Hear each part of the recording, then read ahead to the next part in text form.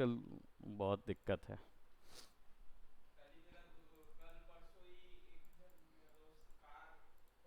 हम्म।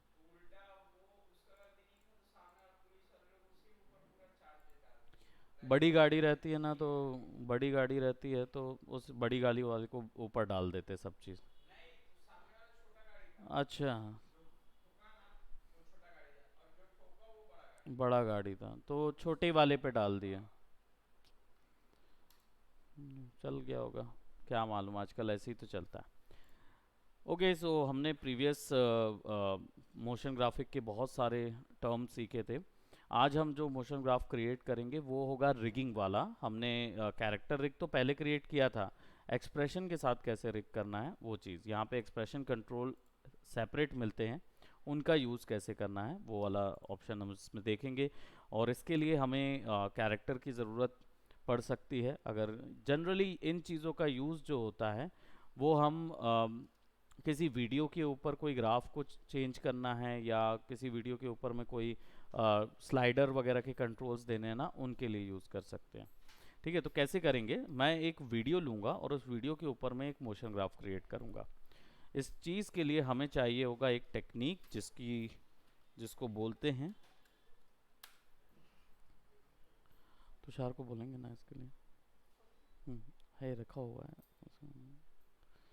सो हम जाएंगे पैक्सल्स में और एक वीडियो ले लेंगे। वीडियो हमारे पास ऑलरेडी प्रीवियस कुछ रखे हुए हैं, तो उन सेक्शंस में से भी वीडियो उठा लेते हैं। और लेट्स टेक अ वीडियो जिसमें हमारे पास हम ट्रैकिंग करेंगे वीडियो की, और उसके ऊपर में फिर हम ये स्लाइडर एनिमेशंस वगैरह यूज़ करेंगे। So let me just see that video, जो ये वाला वीडियो उठाएंगे, उसको लेके आएंगे। इस वीडियो को हम क्लिक करके ड्रैग करेंगे। ये कुछ ऐसा वीडियो है, कंट्रोल ऑल्ट एफ। अब देखिए ये क्या है, ये डायरेक्ट एक जगह से दूसरी जगह जाने वाला कैरेक्टर है। और हमें इसे थोड़ा सा ट्रेंडिंग बनाना है, राइट। तो इसमें मोशन ग्राफ ऐड करेंगे। और मोशन ग्राफ ऐड करने से पहले हमें क्या चाहिए होगा, अगर हम कोई भी ग्राफिक इसके अंदर बनाते हैं, लेट जैसे हम एक शेप लेयर लेते हैं और इसको हम पैनल नाम दे देते हैं। ठीक है, रेक्टेंगल राउंडेड रेक्टेंगल मान लो, लेबलिंग के लिए आपने इसको यूज़ किया है। ठीक है, सो जैसे होता है ना, हर एक चीज़ का एक लेबल निकल आएगा और ब्रांड के नाम दिखाने हैं या कुछ ऐसा, कि मैं चाहता हूँ कि ये ब्रांड्स जो के नाम रहें और ये नाम जो हैं वो इसके चारों ओर जनरेट होते रहें। सो अगर हम जनरेट देना चाहते हैं, स्केल देना चाहते हैं, सो हमें इसका स्केल जो है वो कंट्रोल करना होगा, राइट। अब स्केल में एक तो कंटेंट के अंदर पे रेक्टेंगल है और यहाँ पे हमारे पास स्केल ऑप्शन है जिसको हम यहाँ से भी कंट्रोल कर सकते हैं। ये ओवरऑल मास्टर स्केल है। और एक स्केल जो होता है वो इसके अंदर होता है, कंटेंट के अंदर, रेक्टेंगल के अंदर, ट्रांसफॉर्म रेक्टेंगल, और यहाँ पे स्केल मिलता है, रफ नोट। सो यहाँ पे हमारे पास एक स्केल इधर मिलेगा। ठीक, दोनों अलग अलग टाइप के स्केल्स हैं। अब इनको रिग करने के लिए,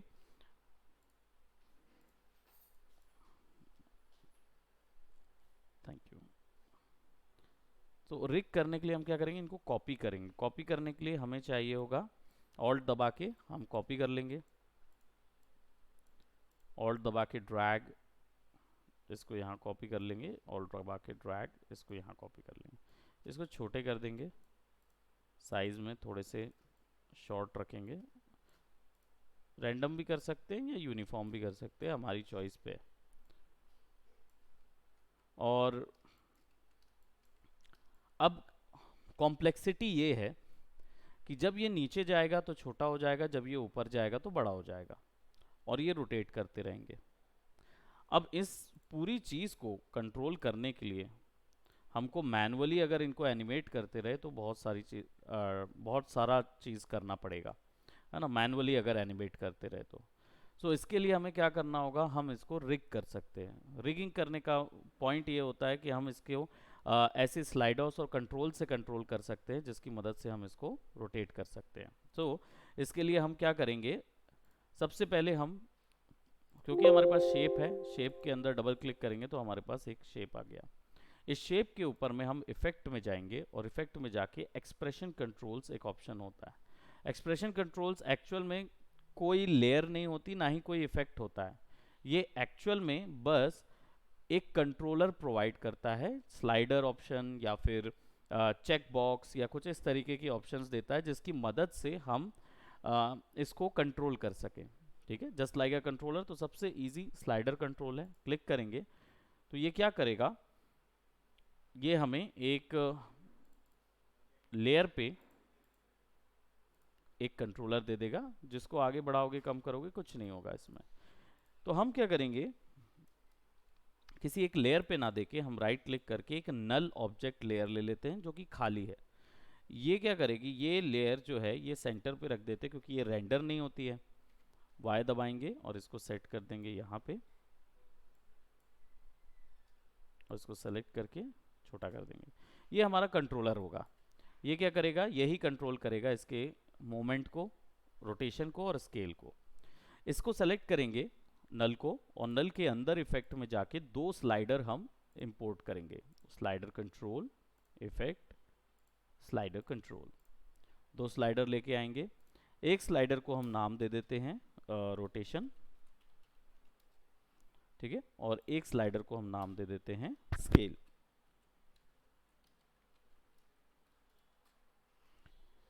ठीक है, तो हमने एक को रोटेशन दे दिया, एक को स्केल दे दिया। अब क्या करेंगे, हम इसके एक ऑब्जेक्ट को सेलेक्ट करेंगे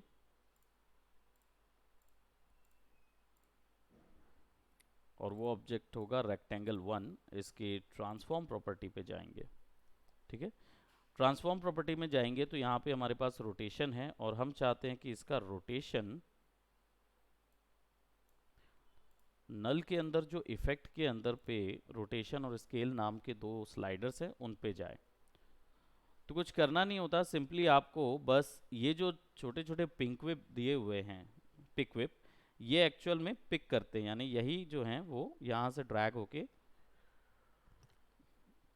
ये वैल्यू वहाँ फिक्स होगी। तो चलिए हम पहले रोटेशन को करते हैं। रोटेशन की वैल्यू यहाँ से सेलेक्ट करके इसको स्लाइडर के ऊपर छोड़ना है। तो अब क्या होगा, जब स्लाइडर बढ़ाओगे ना तो वो रोटेट होगा। ठीक है, नाउ ये जो प्रोडक्ट है इसका जो एंकर पॉइंट है हम सेट कर देते हैं, वाई दबा के एंकर पॉइंट शिफ्ट कर देते हैं सेंटर पे। यहाँ से सेंटर पे पिक किया। नाउ अगर स्लाइडर को अब यूज करोगे तो ये ऐसा जाएगा।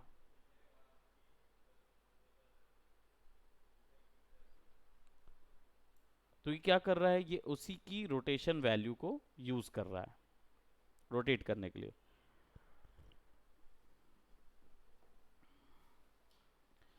नाउ अभी फिलहाल हम इसको ऐसे ही रखेंगे, इसको ऐसे ही गोल गोल घुमाएंगे। ऐसा ही इनके साथ भी करते हैं। तो हमारा जो दूसरा कंटेंट है उसकी भी जो ट्रांसफॉर्म वैल्यू है, रोटेशन वैल्यू, उसको भी सेलेक्ट करके डाल देते हैं नल की रोटेशन स्लाइडर के ऊपर में। तो अब दो कंट्रोल होंगे और ये वाले को सेलेक्ट करेंगे और इसका जो वाई दबा के सेंटर पे कर देंगे। तो अब क्या होगा, स्लाइडर की मदद से हम इसके दोनों पॉइंट्स को कंट्रोल कर सकेंगे।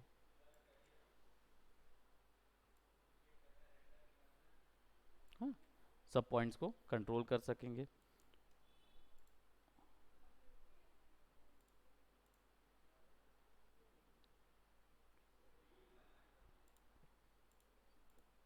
Take the third one, transform, rotation.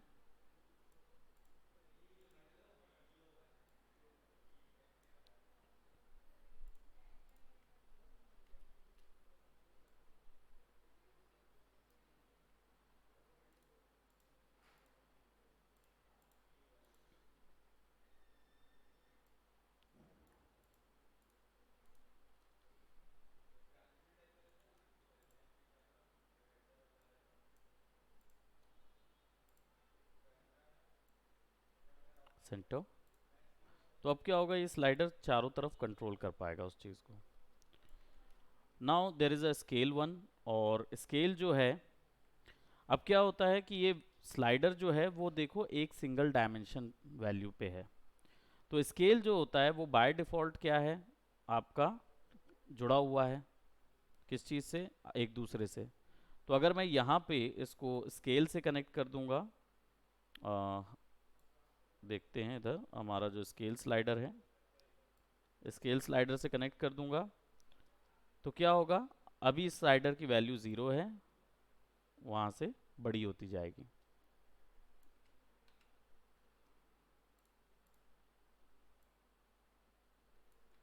तो इसको हम 50% पे रखते हैं अभी यहाँ पे। नाउ अगेन क्या बोलते, रोटेशन भी कर सकते हो और स्केल भी कर सकते हो ऑब्जेक्ट को।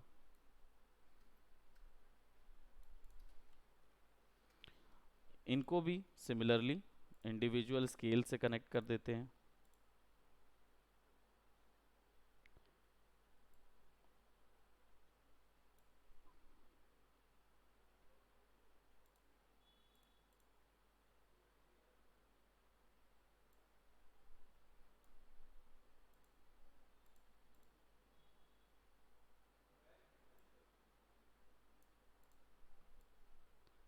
अब ये इंडिविजुअल चल रहे हैं, ठीक है। अब मैनुअल भी होंगे और इंडिविजुअल भी होंगे, दोनों चीज़ चल सकती है। अब क्योंकि सेंटर पे रखा हुआ है तो वो ऐसा लग रहा है कि वो उसके साथ है ना। लेकिन अगर मैं चाहता हूँ कि ये ऑब्जेक्ट इसके साथ फिक्स हो जाए, या कैरेक्टर चल रहा है उसी के आसपास चले, या फिर वीडियो के मोशन के अकॉर्डिंग चले, तो इसके लिए मुझे चाहिए होगा कि मैं इस कैरेक्टर के ऊपर पे एक ट्रैक पॉइंट लगा दूं, जिसकी मदद से ये इस कैरेक्टर का मोशन पकड़ ले। ठीक है, इसके लिए ट्रैकिंग करके एक ऑप्शन होता है। तो जब हम इसको सेलेक्ट करते हैं तो वीडियो को सेलेक्ट करो और ट्रैकिंग करके यहाँ पे ऑप्शन देखो, ट्रैकर, इसमें ट्रैक मोशन, चारों पॉइंट हैं, इसमें से ट्रैक मोशन लेना है। जैसे ही लोगे तो आपको ये एक पॉइंट दे देगा, और आपको सेलेक्ट करना होगा कैरेक्टर का कोई ऐसा हिस्सा जिस हिस्से पे ज़्यादा ब्लेंडिंग ना हो। ठीक है, तो आप उसका फेस ले सकते हो। लेट जस्ट से मैंने उसका कान सेलेक्ट कर लिया। हाई कंट्रास्ट वाले हिस्से ज़्यादा बेटर चॉइस होते हैं, है ना। तो हम इसके पीछे में तो अभी फिक्स नहीं कर रहे, अभी हम इस पे फिक्स कर रहे हैं। और गर्ल के ऊपर, यानी गर्ल का जो मोशन हो रहा है उस चीज़ को पकड़ रहे हैं। तो हम अब ट्रैक पॉइंट को क्या करेंगे, लगा दिया हमने, और एनालाइज करने के लिए यहाँ पे एनालाइजर होता है। इसके अंदर क्या क्या चीज़ें मिलती हैं, मोशन सोर्स यानी कौन सी वीडियो पे लगाना है, करंट ट्रैक यानी कितने ट्रैक लगे हुए हैं, तो अभी फिलहाल एक ही लगा है, इसको ट्रैक पॉइंट बोलते हैं, है ना। इसको ड्रैग करके कहीं पे भी रखना भर रहता है और कुछ नहीं। तो ट्रैक वन है। और ट्रैक टाइप यानी करना क्या है, ये चीज़ पर्सपेक्टिव वाला चाहिए है तो पैरेलल और पर्सपेक्टिव यूज़ करोगे, ऑब्जेक्ट को पर्सपेक्टिव में पकड़ना है तो। अगर ट्रांसफॉर्म करना है यानी कि केवल एक्स और वाई पोजीशन चाहिए तो ट्रांसफॉर्म। स्टेबलाइज जब वीडियो को शेक को रोकना होता है तब के लिए ट्रांसफॉर्म रखेंगे। और उसकी पोजीशन प्रॉपर्टी ही चाहिए, रोटेशन नहीं। रोटेशन लेंगे ना तो ग्राफिक रोटेट करने लगेगा, तो अभी रोटेशन नहीं लेंगे, अभी हम क्या करेंगे, पोजीशन प्रॉपर्टीज लेंगे। ठीक है, मोशन टारगेट यानी कि ये जब इंफॉर्मेशन निकाले तो कहाँ डाले, तो हम इसको डालेंगे नल में। नल में क्यों डालेंगे, क्योंकि नल में हमारे पास इसी के चारों ओर हमारा ग्राफिक घूम रहा है, तो वो सारे ग्राफिक्स इसको फॉलो करेंगे। तो इसको ऑफ करेंगे। नल बाय डिफॉल्ट रेंडरेबल नहीं होता, तो कोई देख नहीं पाता उसको। ठीक है, सो वीडियो में वापस जाएंगे, फुटेज लेयर पे ही इसको अप्लाई किया जा सकता है। अब एनालाइज करेंगे, एनालाइज फॉरवर्ड, दैट मीन्स यहाँ से काउंट करना शुरू कर देगा। तो एनालाइज करेंगे तो देखो वो उसको पीछे ही पीछे चल रहा है। अब क्योंकि जहाँ कान जो है, अगर देखा जाए तो जहाँ कान है वो जैसे ही कपड़े के अंदर ओवरलैप होता है वो फिर ट्रैक इधर उधर होने लगता है, उसको पता नहीं चल पाता। लेकिन यहाँ क्या, बहुत माइनर सी फ्रेम में ही वो शिफ्ट होता है, बट कई वीडियोस में ये नहीं होता है। ठीक, इसको बैकवर्ड ट्रैक भी कर लो, अच्छा रहता है। फॉरवर्ड बैकवर्ड सारे ट्रैक कर लो, तो इससे क्या मतलब, फॉरवर्ड और बैकवर्ड कर लो, इससे क्या होता है, बिल्कुल एग्जैक्ट फिक्स हो जाता है, जहाँ पे भी जो गलतियाँ होती है वो सब फिक्स हो जाती हैं। नाउ अप्लाई कर दो, तब ये क्या होगा, नल के ऊपर में चला जाएगा। अप्लाई जैसे ही करोगे, अप्लाई कर दोगे, एक्स एंड वाई, एक्स चाहिए वाई ओनली चाहिए, डिपेंड करता है। तो अभी एक्स एंड वाई दोनों चाहिए क्योंकि ऊपर नीचे का भी जर्क चाहिए। ओके करेंगे। अब वो क्या हुआ, नल के ऊपर में ना अप्लाइड हो गया है। नल को ओपन करोगे तो देखो नल का पूरा मोशन पाथ नज़र आ रहा है।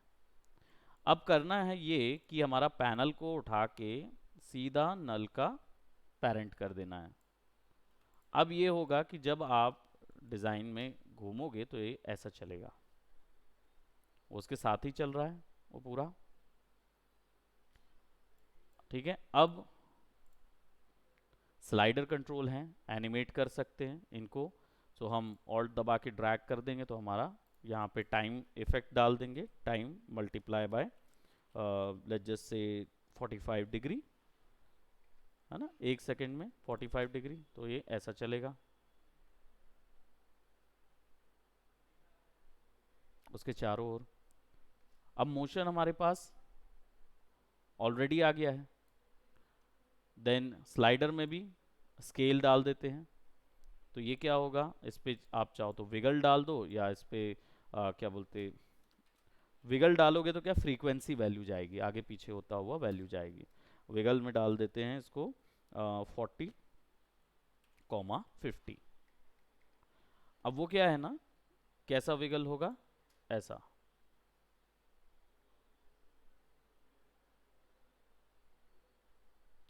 बहुत ज़्यादा विगल हो रहा है ना, तो इनके बीच के जो डिस्टेंस हैं वो कम हो कर दो, 42 कर दो।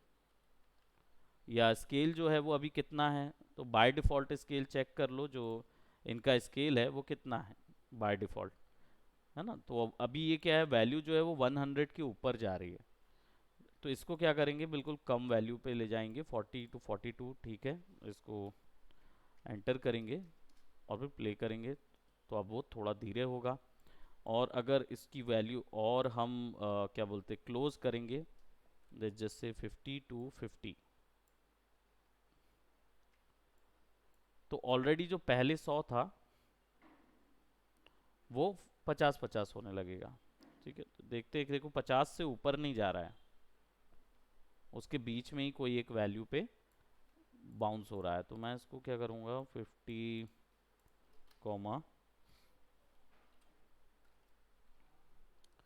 60, आई थिंक ये 20 के बीच का है, बहुत ज़्यादा बड़ा हो रहा है ना। इसको ऐसा करते हैं, 20 ले जाते हैं, 20, 20, और इसको 22 कर देते हैं, तो वो ज़्यादा बड़ा नहीं होगा और उसी के बीच में विगल खाता रहेगा। विगल के इफेक्ट का ही मतलब ये होता है ना। अब ये आपने क्या किया, एक स्लाइडर लगा दिया यहाँ पे। अब इसको सेलेक्ट करते हैं और इसके अंदर एक और इफेक्ट में जाते हैं और एक्सप्रेशन कंट्रोल में जाते हैं, और हम यहाँ पे एंगल कंट्रोलर डाल देते हैं। एंगल कंट्रोलर का क्या फ़ायदा रहता है, that's put an angle, angle controller degree पकड़ता है ना। इसमें भी हम डिग्री वैल्यू निकाल सकते हैं, यानी अगर हम टाइम वैल्यू, इससे कोई भी सिंगल डिग्री वैल्यू यूज़ कर सकते हैं। तो मैं क्या करूँगा, ये जो नल का रोटेशन है, क्योंकि इसका रोटेशन खाली है ना, इसी नल के रोटेशन को यहाँ से कनेक्ट कर दूंगा, क्योंकि नल ऑलरेडी इसका पेरेंट है, तो अब नल गोल गोल घूमेगा तो ये भी गोल गोल घूमेंगे।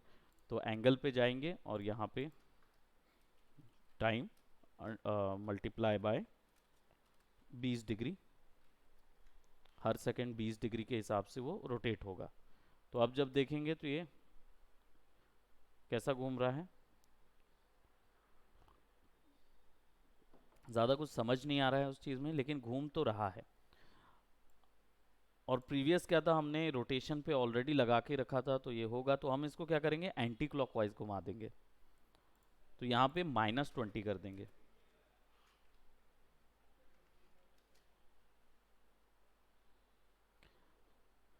तो उसका घूमना जो है उल्टा हो जाएगा, है ना। तो जो म्यूज़िक इक्वलाइज़र हैं या ब्रांड इक्वलाइज़र हैं वो देना है, तो उसके लिए इसको यूज़ कर सकते हैं। अब ऑलरेडी हमारे पास इस कैरेक्टर का इन्फॉर्मेशन आ गया है। लेट जैसे अब हमें यहाँ से कोई मोशन ग्राफ देना है इसके ऊपर, तो इसके लिए भी क्या करेंगे, ट्रैक पॉइंट को सेलेक्ट करेंगे। एक और ट्रैक पॉइंट बना सकते हैं, तो वीडियो को सेलेक्ट करो, ट्रैक मोशन पे जाओ, और हमें चाहिए छोटी सी चीज़ के लिए ना, तो यहाँ देखो वीडियो के ऊपर में एक, यहाँ पे भी एक कॉन्ट्रास्ट पॉइंट है। ठीक है, इसको सेलेक्ट कर लो और यहाँ पे रख देते हैं ऊपर, ताकि वो कहीं और ना जाए। ठीक है, एनालाइज करके रखते हैं, पूरे वीडियो में रहेगा वो। ठीक है, अब यहाँ पे क्या करेंगे, एक और नल ले लेते हैं, और इस नल ऑब्जेक्ट, कोई भी ऑब्जेक्ट चिपका सकते हैं, नल भी नहीं, सॉलिड प्लेन भी चिपकाना हो तो वहाँ चिपका सकते हो। इस नल को ले लेता हूँ, और इस नल को मैं यहाँ पे एडिट टारगेट में जाके नल 2 कर दूंगा, एडिट टारगेट में। तो क्या होगा, ये नल के ऊपर में अब वो डाटा जाएगा, ये वाला डाटा सब चला गया है ऑलरेडी। ट्रांसफॉर्म चाहिए, वो चाहिए, हम अप्लाई कर देते हैं इसको। अब क्या होगा, वो नल की वैल्यू देखो, यहाँ से यहाँ तक नल चलेगा, यहाँ से यहाँ तक नल जाएगा, बड़ा वाला, है ना। अब इसके ऊपर में हम कोई दूसरा क्या बोलते, मोशन या दूसरा शेप इसके अंदर डाल देते हैं। ठीक है, तो मैं क्या कर रहा हूँ, यहाँ पे एक शेप लेयर ले लेता हूँ एक्स्ट्रा, और इस शेप लेयर में मैं एक ड्रॉ कर देता हूँ शेप।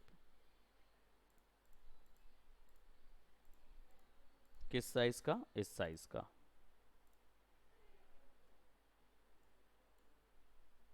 ठीक है, और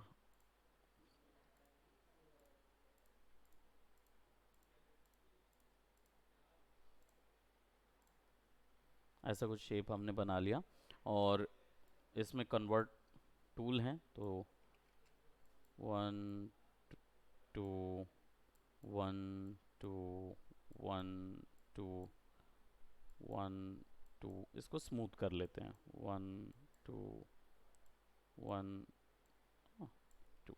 ठीक है, स्मूथ कर लिया हमने, और यहाँ के भी हिस्सों को स्मूथ कर लेते हैं, ताकि ये थोड़ा सा फ्लूइड लिक्विडिटी दिखाए।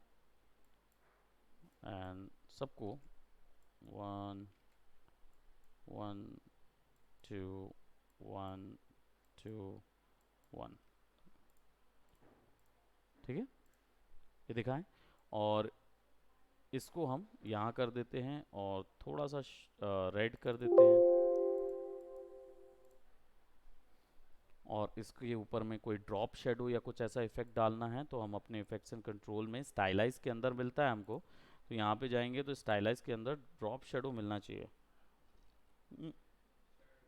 शेडो दिख रहा, नहीं दिख रहा, तो हम अगर यहाँ नहीं है तो यहाँ पे चेक कर लेते हैं।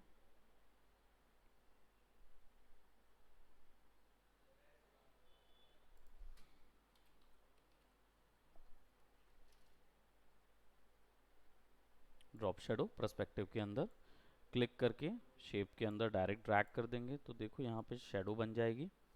और शेडो को ये सॉफ्टनेस बढ़ा देते हैं, डिस्टेंस थोड़ा सा रख देते हैं, और ओपेसिटी शेडो की हल्की कम,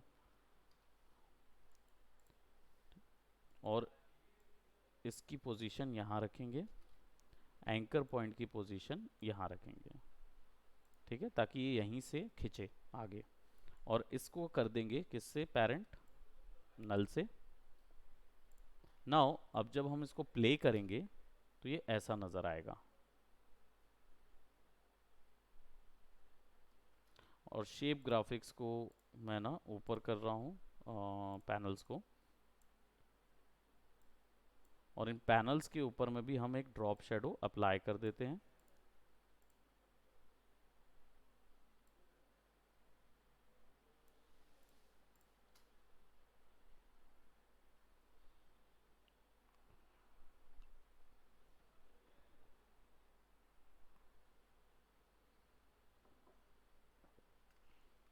अब गर्ल को अगर ऊपर रखना है तो हमको रोटोस्कोपी करना होगा, यानी मास्किंग कर करके गर्ल को निकालना होगा। तो मास्किंग की क्लास हम नेक्स्ट उस पर करेंगे, ठीक है। और सिमिलरली अब ये जो दो इन्फॉर्मेशन निकल गई है, इनके एवज में हम बहुत सारी चीज़ क्रिएट कर सकते हैं। Just give me a moment.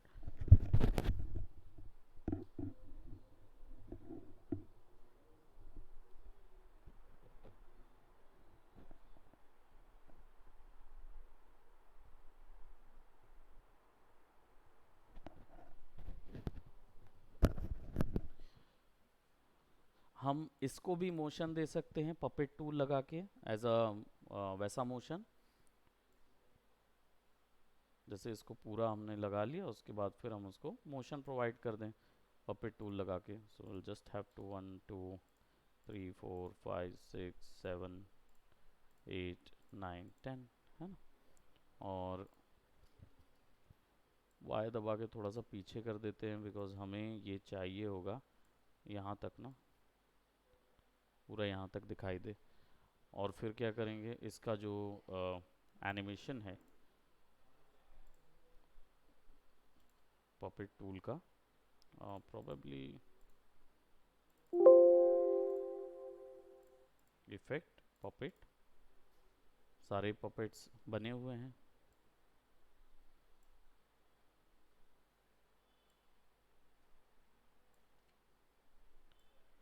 तो ये हमें पहले बना के करना होगा, अदरवाइज क्या होगा कि ये हिस्से को कंट्रोल नहीं कर पाएगा वो।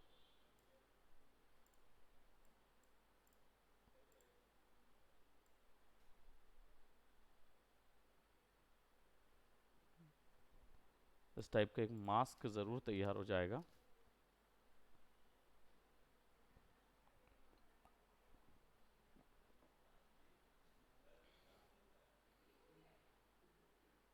है ना, एक रैंडम ग्राफ देना होगा तो उसके लिए क्रिएट कर सकते हैं। तो एक्सप्रेशन ऐसे ही हैं, बहुत सारे इसमें हैं। नल पे जाएंगे तो इसके बाद इसके ऊपर में आपके पास ड्रॉप डाउन मेन्यू चाहिए है, या कलर मेन्यू, कलर कंट्रोल चाहिए है। देखो ड्रॉप डाउन मेन्यू कंट्रोल डालोगे तो यहाँ पे फिर आइटम्स आ जाएंगे, ठीक है। तो फिर एक साथ 3 4 वैल्यूज़ को वहाँ डालना है तो वो डाल सकते हैं। ये और ज़्यादा डेप्थ में जाता है, जब आप फिर कोडिंग की लाइन पे जाते हैं तब आप इसको ज़्यादा यूज़ कर पाएंगे। लेकिन फ़िलहाल के लिए अभी केवल इतने ही वर्क को हम क्रिएट करें। तो आपका जो टास्क है, मेजर जो टास्क रहेगा, वो एक इसी टाइप के वीडियो को ट्रैक करना, और उसके अंदर वो जो होता है ना कि एक कैरेक्टर एक जगह से दूसरे जगह जाता रहता है, और उससे फेसबुक में कुछ चैट चल रही है तो एक ओपन होता है पैनल और उसमें दिखाता रहता है फटाफट फटाफट, वैसा वाला कुछ क्रिएट करें, है ना। तो ये एक टास्क के रूप में इसको क्रिएट करें, ये वैसा आपके लिए हेल्प करेगा। और जितने ग्राफिक्स डाल सकते हो इसमें डाल सकते हो आप, है ना। 3D लेयर्स हमने यूज़ की है प्रीवियस की क्लास में, है ना। मोशन ग्राफ के समय में जो कैमरा आगे पीछे और ये सब हो रहा था, उस समय पे 3D यूज़ किया है, तो इसके साथ भी आप 3D लेयर यूज़ कर सकते हो। यूज़ कैसे कर सकते हो 3D लेयर, तो मैं एक टाइम बीइंग टेक्स्ट को क्रिएट कर रहा हूँ और इसको यहाँ पे डाल देता हूँ, ठीक है। एक सैम्पल टेक्स्ट डाल देते हैं और इसको कन्वर्ट कर देते हैं 3D में, ठीक है। और इसको अब हम क्या करेंगे, रोटेट कर देंगे इस तरीके से, और इसको हम x की पोजीशन पे यहाँ फिक्स कर देंगे, ठीक है। इधर लगा दिया हमने। एंड देन सिमिलरली इसको हम नल के साथ, नल 2 के साथ पेरेंट कर देंगे। तो अब क्या होगा, ये 3D टेक्स्ट जो है वो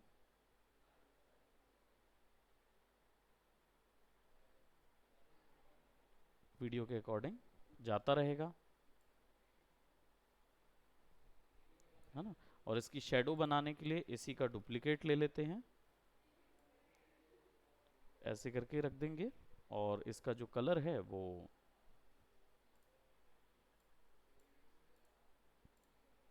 ऐसे कर देंगे, वही ब्लर लगा देंगे उसके ऊपर में, तो शेडो आ जाएगी, वैल्यू इधर से इधर जाएगी।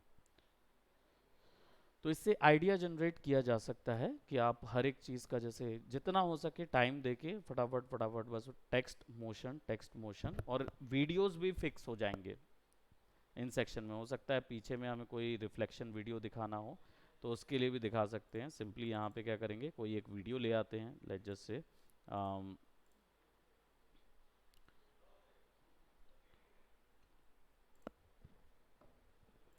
ब्लू व्हेल का वीडियो ले आते हैं। ये कलर रिमूव करना सीखे थे ना हमने क्रोमास वगैरह में, तो हम इफेक्ट में जाएंगे और की ले लेंगे, है ना, और की लाइट लगा लेते हैं इसके ऊपर में, की रिमूव कर देते हैं। ठीक है, अब हमारे पास क्या आ गया, ये लेयर आ गई है। और इस लेयर को हम क्या करेंगे, एक उस पर कन्वर्ट करेंगे, इसको हम ब्लेंडिंग मोड दे देंगे, मल्टीप्लाई या क्या बोलते हैं स्क्रीन ब्लेंडिंग मोड देना ज़्यादा बेटर रहेगा, है ना, थोड़ा सा वैसी। और इसको कंट्रोल डी भी कर सकते हो तो थोड़ा ज़्यादा क्लियर नज़र आएगी, है ना। और फिर इसको क्या करेंगे, एक को दूसरे को फॉलो करने बोलेंगे और इसको नल के साथ फिक्स कर देंगे और इसको हम दे देंगे 3D लेयर और नीचे वाली को भी 3D कन्वर्ट कर देंगे। तो क्या होगा, हम डेप्थ में इसको फिक्स कर सकते हैं। जैसे अब नीचे वाली भी जो है आई थिंक ओके नल को ये फॉलो कर रहा है और ये वाली जो है ये फॉलो करेगी इसको, है ना। और इसको हम थोड़ा सा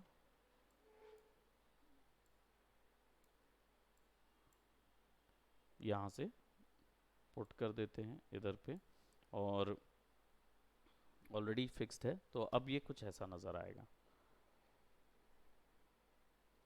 हमारी जो शेप लेयर है लाल वाली रिमूव कर देते हैं,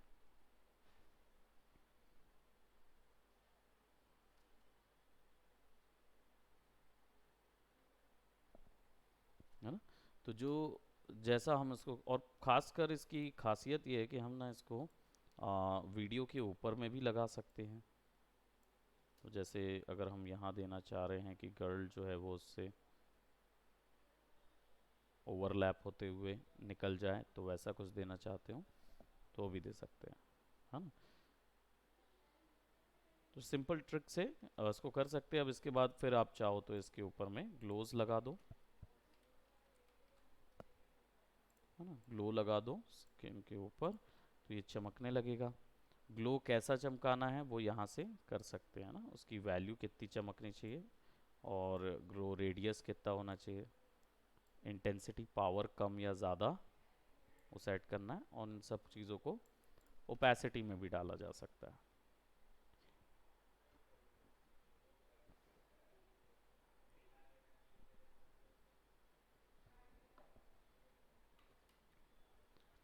ठीक है, तो ये दो चार टेक्निक्स हम यूज़ करके इसको क्रिएट कर सकते हैं, एक अच्छा खासा वीडियो बना सकते हो उस चीज़ का।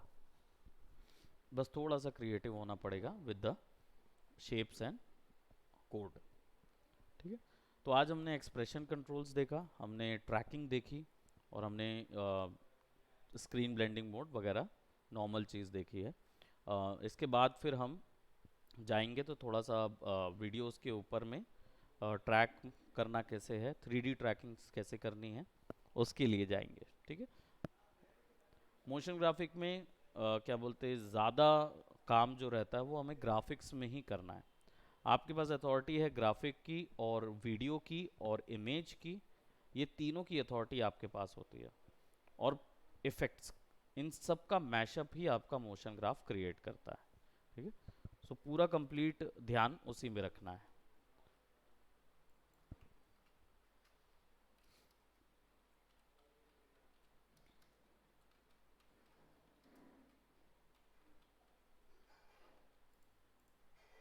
Okay, so that's it for today. Bye bye, take care.